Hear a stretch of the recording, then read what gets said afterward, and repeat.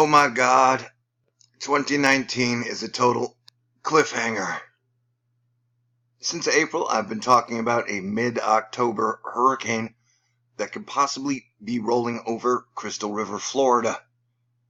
And at the beginning of every single month, I do a fundraiser to save THORnews so I can continue to be your planetary defense commander and cover the weather and everything else.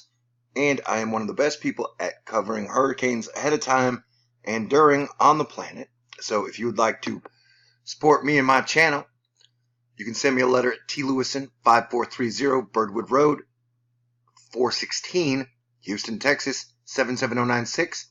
I got a PayPal link, a Venmo link, a CashApp link, and a Patron. We have $490 to go with about 55 hours left. Let me change that for you. And I got a feeling that October is going to be a really, really stormy month. Also, I'd like to thank Kenneth, Athena, Lynn, CJ, Matthew, Brady, Kay, Kenneth, David, Robin, Carol, and CJ again. You guys are awesome. I'd like to thank everybody who supported me along the way with your good thoughts and prayers. So we're looking at the very latest run of the GFS model, and it's drawing it up exactly like I said. Technically, it's a little south, although if it continued the northeast track, it would go over Crystal River. And it's a tiny bit later than I've been predicting, because I've said we should look out to the 16th, but even if I'm off on my timing a little bit, tracking extraplanet pressure is difficult, and it's something I'm learning. I know that I predicted a September hurricane for the northeast. Both Dorian and Humberto came in the allotted time frame. Nobody seemed impressed because there was no landfall, even though I said there was a 20% chance option of out to sea. And so now we're looking at October. And the crazy thing about October is that I've been basing this off of the dwarf planet Eris. I don't know if you remember when they found it in 2006, 2005. It was the planet that they announced as Planet 10, or Planet X if you want to. And then they changed their mind. They demoted it, and then they demoted Pluto. And everybody got so upset about Pluto, they forgot about a brand new planet we found in our solar system. Now, the crazy thing here is, if you'll check it out, the opposition, the exact opposition of Eris is on the 17th, where Eris, Earth, and the Sun line up. And I gotta say, if this was to happen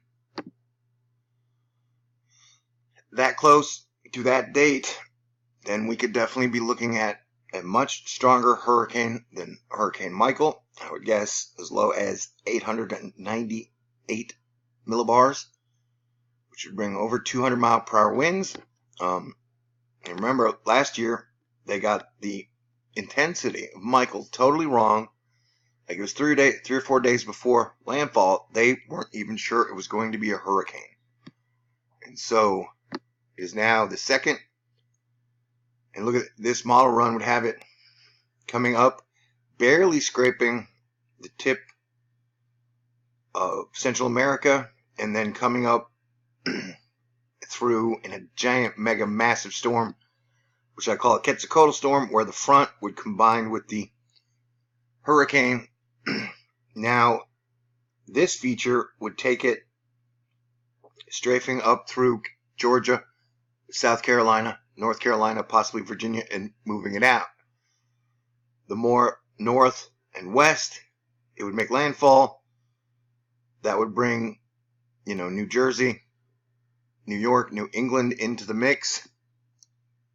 We will continue to watch because the models continue to draw this one up, but it's the timing and the intensity that will be a question. But though, remember, if it skips Cuba, then I think we're looking at definitely a Category 4, Category 5 possible hurricane. And now, if it were to come that low, you have 2.7 million people in Tampa Bay alone. So there will be a lot of people that would be affected by a storm like this. And if my guesses and calculations are correct, and it would be a record-breaking 898 hurricane, then, the more time we have to prepare, the better, the more lives we can save.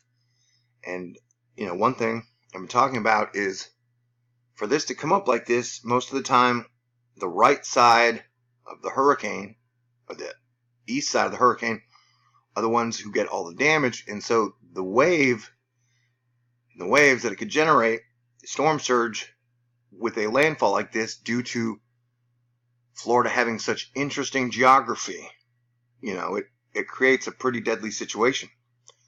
Now, this is just one run, although the models have been drawing up some form of the Crystal River / Tampa hurricane over and over again.